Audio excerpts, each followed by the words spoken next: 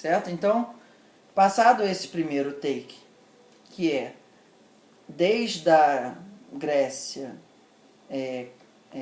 dos filósofos de Péricles, até a época vitoriana, existiu um movimento de estudo da economia nacional, da economia como polis, da economia como nação, dentro de uma noção agricultural comercial. E com Adam Smith aparece a fábrica dos alfinetes.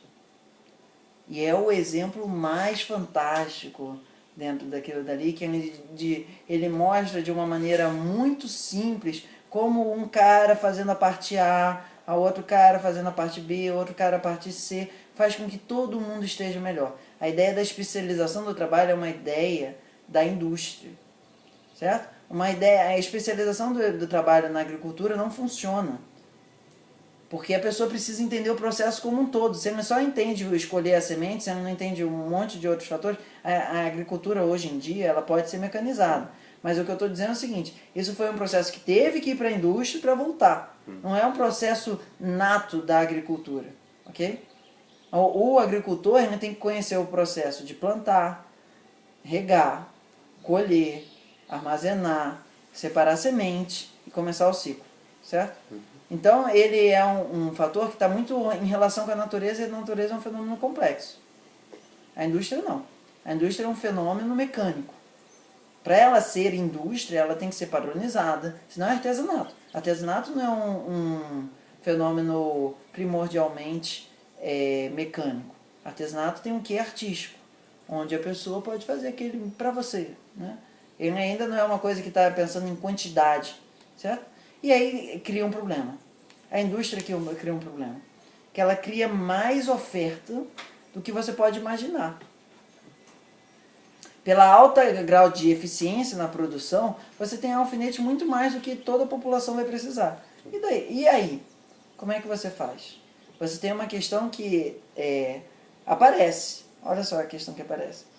Mas olha só, a gente quer ser super produtivo, mas o mercado não aguenta a nossa produção. Aí tem duas questões. Ou você abre mais mercados, ou você tem uma questão de problema de preço, de formação de preço.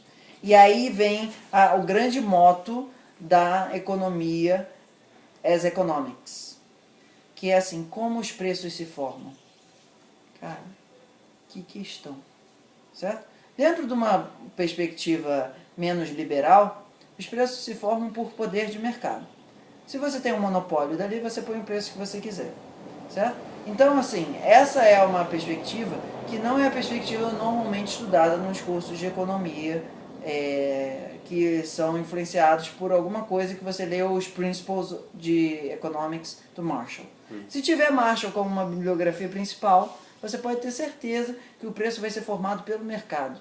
É uma institucionalização da ideia de que a Bolsa de Valores de Londres diz quantos são os valores das commodities. Ponto. Esse é um ponto muito importante.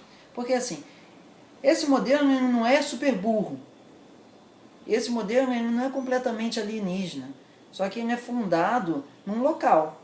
1850, Bolsa de Londres. 1830, 1870, mas assim, o que significa? Como é que o preço das commodities se forma? É uma questão, certo? Pô, mas tem gente produzindo ferro em vários cantos do mundo. Qual é o preço final? A perspectiva liberal é que deve ser da seguinte forma. O lugar que tem vantagem comparativa maior deve abastecer o mundo inteiro. Ok? Porque assim é o ganho maior das nações. O Wealth of Nations continua ali, certo? Mas é o Wealth of Nations sempre sem nenhuma questão distributiva. A economia liberal, ela não pode colocar como ponto fundamental a questão distributiva, porque você coloca aspectos morais, certo? E o objetivo está escrito lá pelo Jevons. Nosso objetivo aqui é tirar a economia do ramo da ciência política e colocar dentro da matemática. Isso está escrito literalmente, não é uma coisa assim que você mas dá para você entender que foi isso. Não, ele não está anunciando, esse é o meu objetivo e tal.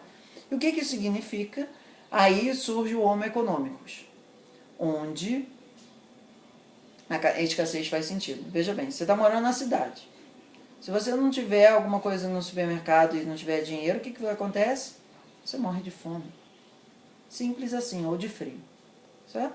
Enquanto que você está morando no campo, é muito difícil você falar de escassez, cara. A natureza é abundante pra cacete. Você planta uma semente, sai 50, sai 100, sai 200, sai 300. Como tem escassez? Então a escassez é um fenômeno urbano. Ah, mas as populações agrícolas viveram a fome, não sei o quê. É verdade. Mas a agricultura, ela não se presta bem a uma construção sociológica da escassez. Certo? Porque você planta 1 e sai 50. É difícil você falar que o mundo é escasso nessa situação. Ok? Uhum.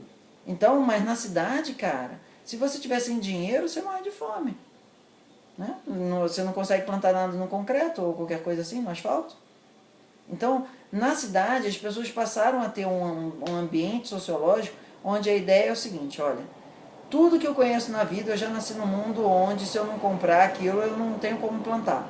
Você perdeu esse conhecimento, seu avô não tem mais. Então você não sabe como fazer. Se você hoje perder todo o teu dinheiro, você sabe sobreviver e fazer a sua própria comida?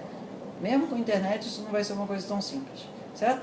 Então permite haver uma modelagem sociológica no sentido de que as pessoas acreditam vivencialmente no dia a dia delas de que o mundo é escasso. Porque dinheiro, cara, poucos têm muito e muitos têm bem pouco. Principalmente os assalariados, certo?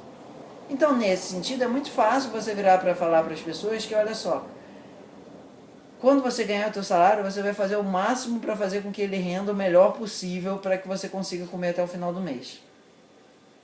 Tá valendo? Uhum. Bom, aí a questão que começou com o Ricardo e começou lá, assim, de como é que você remunera os fatores de produção, etc., que tinha terra, tinha insumos e tinha trabalho, você começa a ter uma outra questão, que é propriedade intelectual.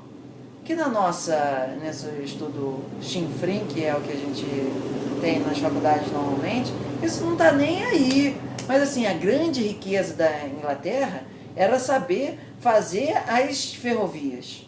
E no momento em que ela perdeu essa capacidade de ser a única que sabia fazer as ferrovias, a galera nos Estados Unidos, nas 13 colônias, e a galera na Alemanha se aventurou a essa história também, o principal capital do capitalismo, desde sempre, desde os 1200, 1300 na Itália, são direitos comerciais. Certo?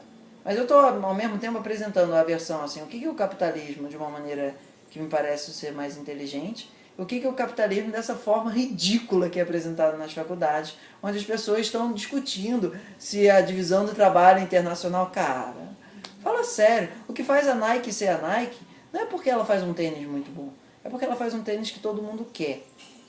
E ela faz um tênis que todo mundo quer porque ela trabalha com desejos, certo? Mas o Homo econômicos não, ele não é um estúpido. O Homo econômicos ele só trabalha com utilidade. Você conhece o conceito de utilidade? Utilidade é basicamente o seguinte, você matematiza a curva dos desejos das pessoas e diz que sempre... isso é um aspecto bem importante, tá? Tem uma página nos livros de manual de micro